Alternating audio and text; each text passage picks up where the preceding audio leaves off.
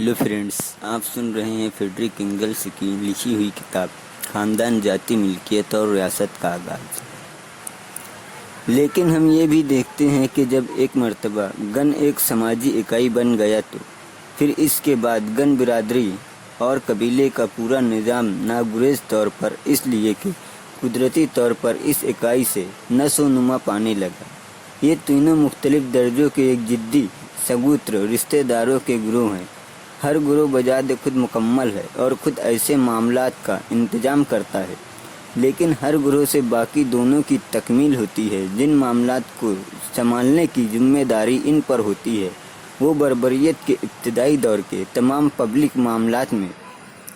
चुनांचा अगर कहीं हम ये देखें कि गन समाज की इकाई है तो वहाँ हमें उम्मीद करनी चाहिए कि कबीला की मज़कूरा बाला तंजीम से मिलती जुलती तंजीम भी होगी, और जहाँ कहीं काफ़ी मवाद मिलेगा, जैसे कि मिसाली तौर पर यूनानियों और रोमियों में मिला है, वहाँ हमें न सिर्फ ये कि इस तंजीम का पता मिलेगा, बल्कि हमारे अंदर ये एतमाद पैदा होगा कि जहाँ कहीं पूरा मवाद ना मिले वहाँ अमरीकी समाजी दस्तूर के मुआवजा से हम नहायत मुश्किल शुबहात और गुत्थियों को हल करने में मदद ले सकते हैं। और ये गन दस्तूर अपनी तुफैलाना सादगी में एक अजीब व गरीब चीज़ है। हर काम नहायत हुस्न व खूबी के साथ अंजाम पाता है, जिसके लिए ना पुलिस के किसी सिपाही की ज़रूरत है, ना फ़ौज की, ना वहाँ बादशाह और उमरा है, ना कोई गवर्नर और मुंसिफ वगैरह, ना वहाँ मुकदमे चलते हैं और ना किसी को कैद की सज़ा दी जाती है। सारे इख्तिलाफ और झगड़े वो सब लोग मिलकर आपस में कर लेते हैं जिनको इससे ताल्लुक़ होता है। मसलन गन या कबीला या मुत्तहिद गन आपस में मिलकर तय करते हैं खून का बदला खून से, बिल्कुल इंतहाई सूरतों में, और वो भी महज साज़ो नादिर ही लिया जाता है। हमारे यहाँ की सज़ाए मौत भी तो इसी की एक मुहज्जब सूरत है, जिसमें तहजीब की तमाम खूबियाँ और खामियाँ दोनों जमा हो गई हैं।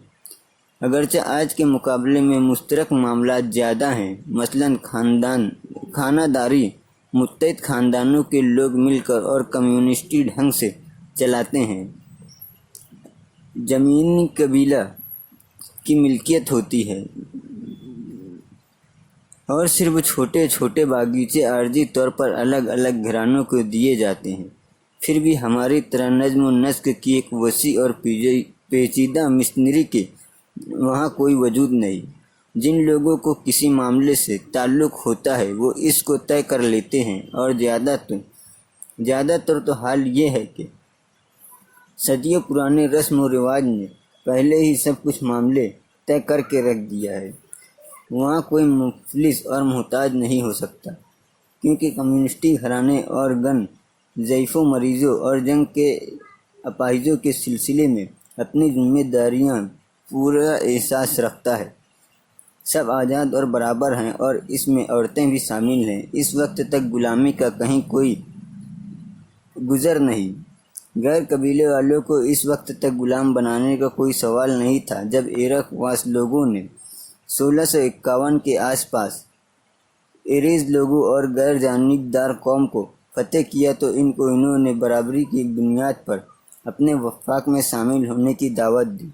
जब मुफ्त लोगों ने इससे इनकार कर दिया तभी इनको इस इलाके से निकालने पर मजबूर किया गया। और ऐसा समाज किस तरह के मर्दों और औरतों को जन्म देता है, इसका अंदाज़ा इस बात से लगाया जा सकता है कि वो गोरे जो ऐसे इंडियनों से मिल सकते थे, जो इनके असर से ख़राब नहीं हो पाए थे, वो सब इनके खुददारी और वफा नफ्स, इनकी साब गोई, इनके किरदार की मजबूती और इनकी दिलेरी के मदाह थे। अभी हाल ही में हमने अफ्रीका में इस दिलेरी की मिसालें देखी हैं। चंद साल पहले ज़ोलो काफरों ने और इन्हीं की तरह एक महीने पहले नौबिन लोगों ने, जिनमें दोनों कबीलों में गन की तंजीम अभी जिंदा है, वो कुछ कर दिखाया जो कोई भी यूरोपियन फौजी नहीं कर सकती थी। इनके पास बंदूक नहीं थी, वो महज नेज़े और बर्छे लेकर गोलियों की बौछार में आगे बढ़ते रहे और अंग्रेज़ी सिपह की संगीनों की नोक तक बढ़ते चले गए।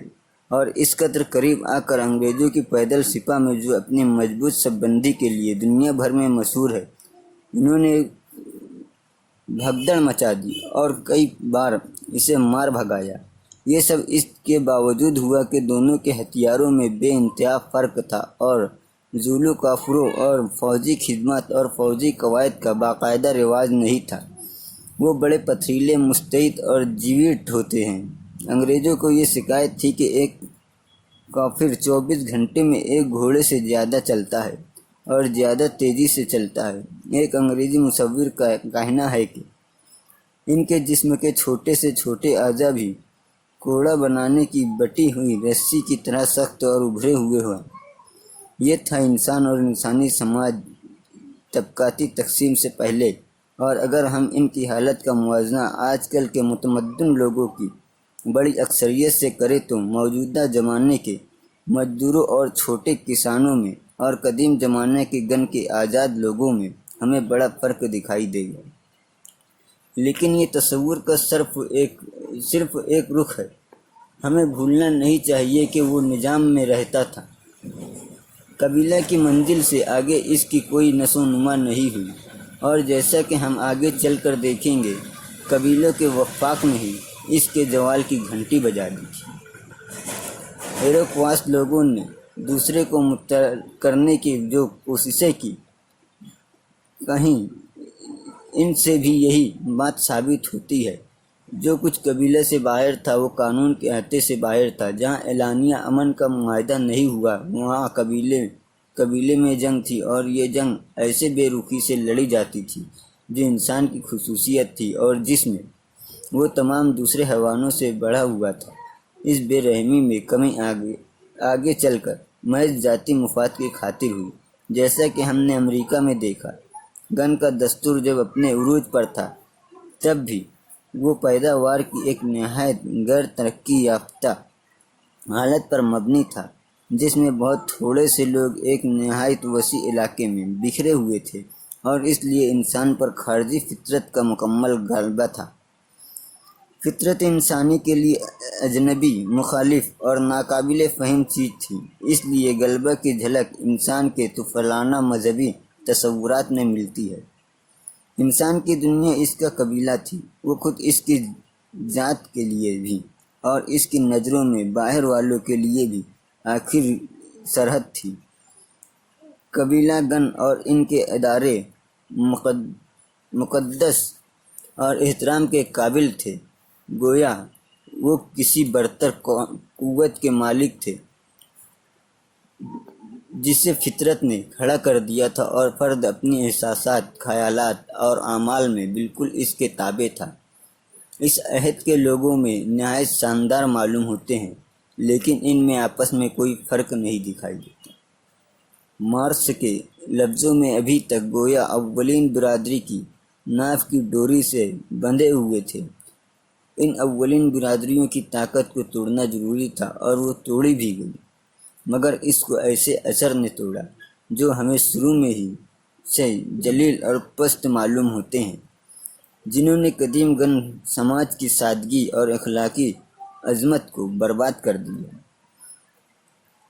ادنیٰ ترین مفاد کا خیال، ذلیل قسم کا لالچ، بے رحمانہ نفس پرستی اور عیاشی، کمینگی اور ہوس، مشترک ملکیت کی خود غرضانہ لوٹ، انہی کے سائے میں نیا تمدن سماج، طبقاتی سماج سامنے آتا ہے۔